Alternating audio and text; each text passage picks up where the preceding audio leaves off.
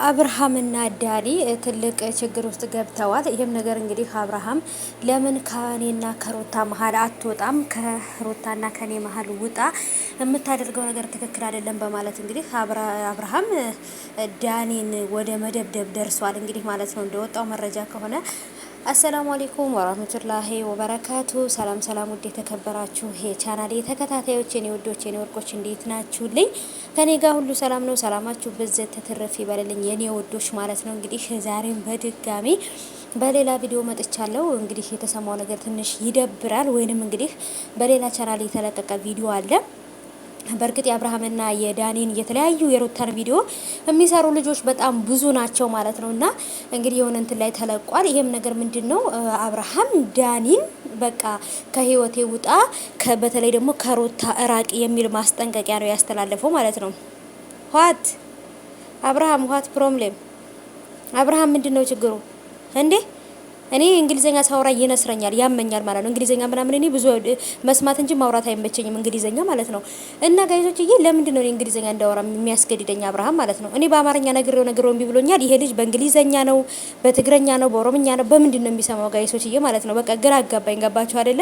እስኪ የሚሰማበትን ቋንቋ አጣሩና ንገሩኝ ማለት ነው፣ በሚገባ ቋንቋ እንዲሰራ ቪዲዮ እና የኔ ውዶች የኔ ፍቅሮች ማለት ነው። ተመልካቾች ቤተሰቦቼ ብዙዎቻችሁ የኔን ቪዲዮ የምትከታተሉ ልጆች የአብርሃምና የሩታ ወዳጆች፣ በተለይ ደግሞ የሩታ ወዳጆች ናችሁ ማለት ነው። የሩታዬ ቤተሰቦች፣ የሩታዬ ጀግናዎች ማለት ነው። ቪዲዮ ላክ እያረጋችሁ ታበረታቱኛላችሁ። ስለምትሰጡኝ ሀሳብ አስተያየት ሁላችሁንም እጅግ አድርጌ አመሰግናለሁ በዚሁ አጋጣሚ። እና ወዶቼ አብርሃም እንግዲህ እውነት እንነጋገር ከተባለ ቤተሰቦቼ ከሩታ መራቅ ያለበት አብርሃም ወይንስ ዳኒ? አስቡት እንግዲህ ሰው ቦታ ሲቀያየር ማለት ነው። እዚህ ጋር ነው መቀያየር ማለት፣ እዚህ ጋር ነው ተቀያየሩ ማለት ነው።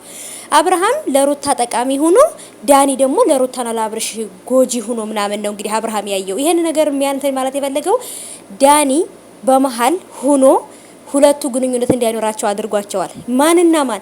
አብርሃም ከሁለቱም ሴቶች ጋር እየዘለለ ማለት ነው። ከፎቅ ላይ ከፎቅ እየዘለለ ከአንደኛ ክፍል ወደ ሁለተኛ ክፍል እየዘለለ ሁለቱንም ሴቶች ሊያጫውት ነው የሚፈልገው አብርሃም ማለት ነው። ሩታንም ሄርሜላንም። ዳኒ ግን ይሄ ነገር እንዲያደርግ አይፈቅድለትም። ዳኒ ከሩታ ፊት አለ ከየትኛውም ቦታ ላይ ሩታ በፈለገችው ሰዓት ምንም ነገር ቢያስፈልጋት ከጎኗ ነው ያለው ማለት ነው። ኤፍሬምም እንደዛው እና በተለይ ግን ደግሞ ዳኒን አጥብቆ ለምን መያዝ ፈለገ? ከዚህ በፊት ሩታ ያረገዘችው ልጅ የዳኒ ነው፣ በዚህ ወጥቶ በዚህ ገብቶ እያላችሁ ነበር ማለት ነው። የሩታንና የዳኒን ወንድምና እህትነት የጠበቀ ጓደኝነታቸውን ለማቋረጥ ሲሉ ማለት ነው የማይቆፍሩት ጉድጓድ የላቸው ማለት ነው ጋይሶችዬ። በጣም ትልቅ ረጅም ጉድጓድ ነው። በጣም በነገራችን ላይ የራተው ምቀኛ አትቆፍር ጉድጓድ አታቆምና ማን እንደሚቀበር ብሏል አንዱ ዘፋኝ ማለት ነው። ስለዚህ ተው ለሰው በቆፈርኑ ጉድጓደኛ እንገባበታለን። ስለዚህ አብርሃም እንደውም ዳኒ ሳይሆን ከሩታ መራቅ ያለበት አንተ ራስህ ነህ። አብርሃም ከሷ መራቅ ያለበት ምክንያቱም በአንተ ምክንያት ነው ሩታ ሁልጊዜም ሰላሟን እያጣች ያለችው እንጂ በዳኒ ምክንያት አይደለም። ስለዚህ አብርሃም ነው ከሩታ መራቅ ያለበት እንጂ ለምንድን ነው ዳኒን ከሩታ ራቅ እያለ ምናምን እያስደበደበ ራሱን እየደበደበ እንደዚህ የሚያደርገው? አብርሃም ግን መቼ ነው የሚቀየረው ጋይዞች? ልም ያለ ፋራ